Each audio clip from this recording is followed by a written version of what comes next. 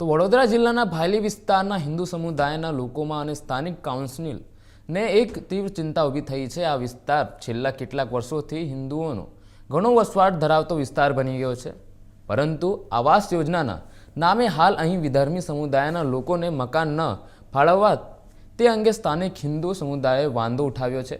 હિન્દુ રહેવાસીઓના મતે ભાયલીમાં જો વિધર્મી સમુદાયના લોકો મોટા પ્રમાણમાં વસવાટ કરશે તો સ્થાનિક સમાજના સાંસ્કૃતિક અને ધાર્મિક સંતુલનમાં ખલેલ પહોંચશે।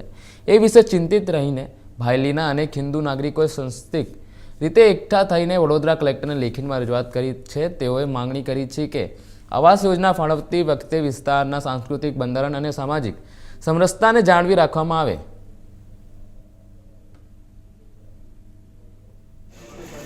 प्रधानमंत्री आवास योजना है बनी है एम हिंदुओं ने मुस्लिमों ने बधाने फाळववामां आवे छे। तो अमे अमारी एटली रजूआत है कि मुस्लिमों ने ना फाळवे प्रधानमंत्री आवास योजना। कलेक्टर कचेरी वो आशान धारा है, वहाँ पे मुस्लिम लोगों को ज़्यादा दिया है ना, उसके सिलसिले में आए हैं हम लोग।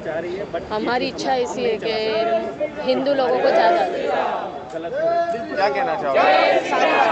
कुछ नहीं, बस कलेक्टर ऑफिस में आए, उनको रिक्वेस्ट कर रहे हैं।